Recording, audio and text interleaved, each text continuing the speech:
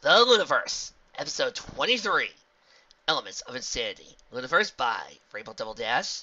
Episode by Emerald Bookwise. Chapter 10, Interlude. Princess Luna Equestrius, Mistress of the Moon, Steward of the Sun, and Sovereign Protector of the Three Tribes, looked out across their kingdom.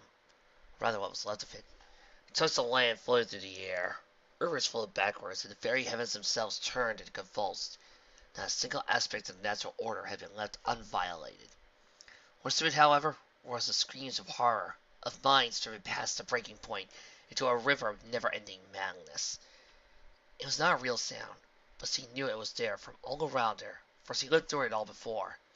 She knew its malevolent source too well.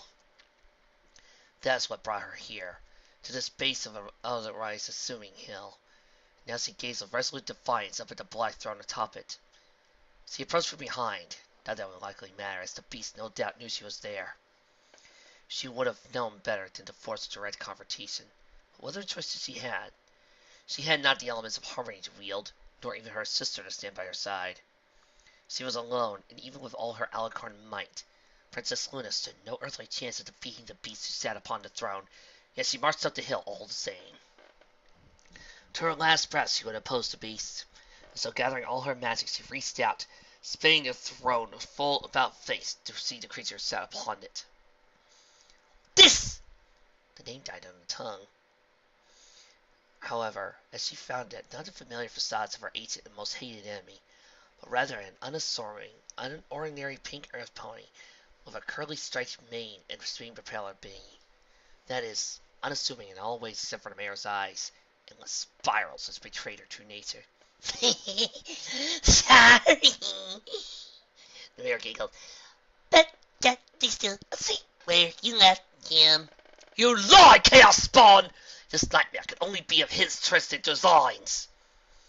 The mayor giggled. Really? And here I was thinking you were the nightmare. She said while casually holding up a silvery blue helmet with one hoof. It was all a familiar piece of armor that Luna, or rather a decent portion as he put out from herself, and once worn on that fateful day 1,000 years ago, when she had been forced to confront her own sister. Or rather, the tyrant Corona. As if taking that strange star's cue, suddenly the mayor was instead holding a golden crown wreathed in flames. Or was it the other one? You alicorns are all so dreadfully boring that I have no trouble telling you apart. Though, in all the myriad past of history, maybe it doesn't matter. And with that, the crown evaporated back into the nothing from whence it had been manifested. Enough! Luna's eyes turned pure glowing white as she bellowed her echoing demand. I have not the time to indulge these juvenile games! The throne was gone now as well, and the pink mare said skipped along a hot-scratch grid. Aww, but I like the games, and if we played together, then it'd be twice as much fun. Pausing suddenly mid-air, the mare began rubbing her chin in contemplation. Wait, I think I missed a quota. The Alicorn snorted in frustration as he raised and brought down a single crystal-shod hoof, splitting it beneath it in twain. Try not my paces, Chaos Spawn. I will ask you but one more time. Where is he? The pink mare, who was now jumping outside, she hopped aside, leaving the road to spin through the air unattended. Not he, silly. I already told you. Daddy's still asleep when you left him. This time, it's a she. She? Luna queried in confusion as the light faded from her eyes. Surely you are not attempting to insinuate that my sister could ever do anything like this? Nah, she doesn't get her big screen time until next season. Luna scarcely had time to ponder the meaning of that before the pink mare shoved a box in her face. The pastel blue and green box was heart-shaped. It was like the kind young lovers might give their special sunpony on Hearts and Hooves Day. Inside, however, were not the expected chocolates, but plastic-wrapped lemon drops. You want one? Asked the pink mare as he proceeded to pop one of the sweets, wrap her and all into her own mouth. Luna only glared in silent repose. With the box no longer anywhere to be seen, the pink mare simply shrugged her shoulders. You're lost. As she spat an empty wrapper from her mouth, and made it tied to a bone like a ribbon on top of a heartwarming gift. Before it reached the ground, however, the bow flapped and flew off as if it were a butterfly. I grow weary of your inane politics. Now, if it is not he who sired your kind, who has wrought chaos upon the land, then tell me the identity of the she, so I may restore the balance of harmony. Yawning, the pink mare adopted a canine-like posture, as he grasped behind one ear with a hind hoof, as he circled the place once, twice, 3 times, before laying down upon the blue-checkered grass, and yawning again, as her eyes grew heavy and lay. Is that all you really think about? Harmony this, balance that. Then, lifting her head, she gestured her own mouth as she stuck out her tongue, being retching mostly. Did you ever start to consider that maybe you aren't the hero of this story? Or this isn't even your story at all? Besides, couldn't tell you if I wanted to. If you'll not cooperate willingly, declared the midnight alicorn as her eyes began to glow menacingly, I have ways of forcing the information out of you. Completely without concern, the mayor waved a disavowal. Gee, for somebody so old you could be really quite dumb. How can I tell you the name of a poet you never met when all of this is just your dream? Dream? Oh, that the world was nothing but empty blackness whence Luna stood alone. A faint sound grew, until it rang out of sinister laughter.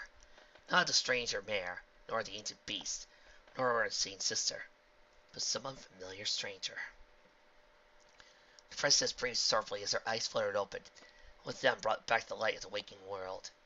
Dreams were her domain, so it was a weird thing for her to have one without awareness of such. As she rose, Luna wondered, had it all truly been a dream, or was it perhaps an omen? She turned her gaze to the southeastern horizon and felt an uneasy dread creep across her.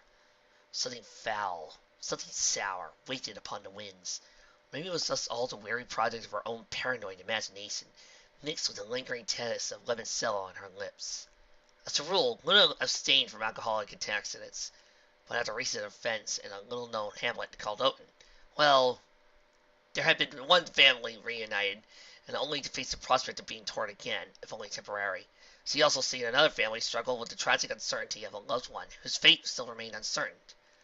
More than that, though, she had seen many other families simply rejoicing in a hard-earned victory, and found new unity with ponies they had long sought their own enemies. The relentless mixture of emotions had left her, not for the first time, and certainly not the last, longing for family of her own. Upon returning to Canterlot, she had taken the bottle of Cavalian liquor from a special shelf in his private study.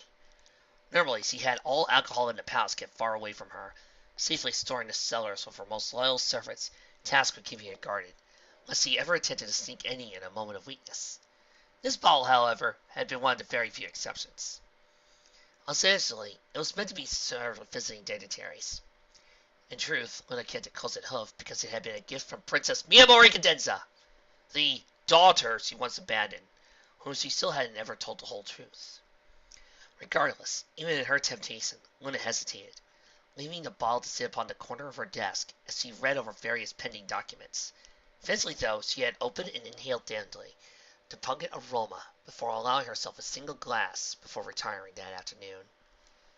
Maybe that alone was enough to explain her unusual dream. The bottle was, after all, very old, perhaps even the last of its vintage. Itself might very well fermented 1 century too many. Despite herself, Luna found her gaze lingering on the bottle. Using her magic, she popped the cork, allowing herself to once again waft it as alluring scent. She briefly considered downing the remaining contents in a single swig. But then what? Tempting as it might be to further raid the cellars until she had her fill, which, given her immoral metabolism, was a sizable amount indeed. As princess, however, she had long since resolved to never indulge like that again. She had simply too many inescapable duties to attend.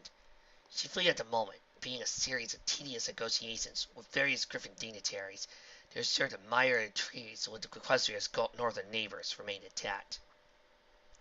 Recorking the bottle, the princess returned to her desk, and the arduous process of sorting through the stacks of documents, however, she found her thoughts still distracted by lingering through the dream. Most ponies might have already forgotten such a thing, but for Luna's dreams were as real as the waking world. Was this why it still troubled her that she could be easily fooled by it?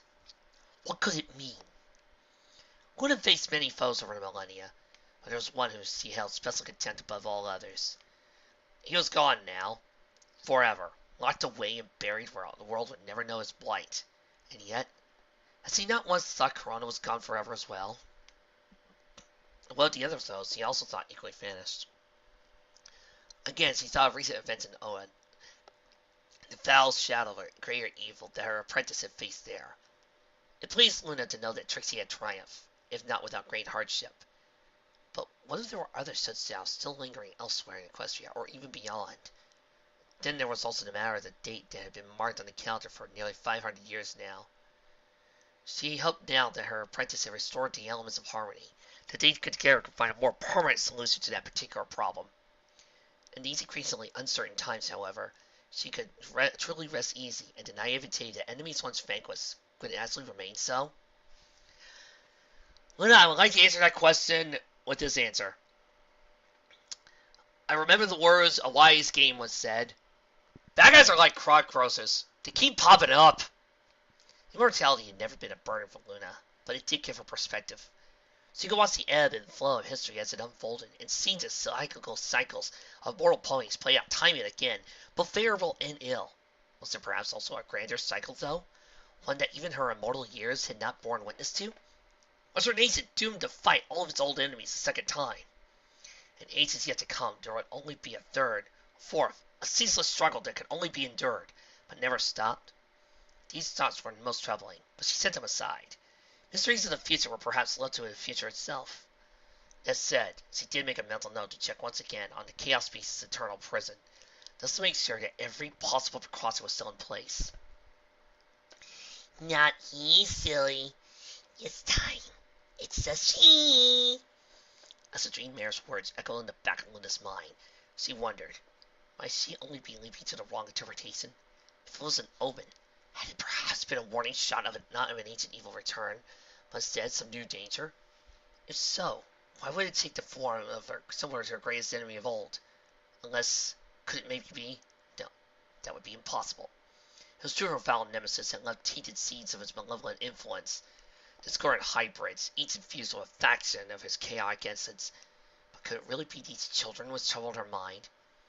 The bloodline only grew all the weaker with each passing generation. And as such, it had been well over a millennia since they had all but faded to myth. Those who still carried the taint with their entire lives without even learning of their cursed lineage, while the few who discover it most often sought to suppress any abilities they unlocked, or but specifically the side effects, thus lead normal lives as best they could. Yes, there were always some who tried to abuse such great powers, but given how unstable the corrupting influence could be on both body and mind, well, they invariably always proved to be a more danger to themselves than to anybody else. But could things somehow now have changed?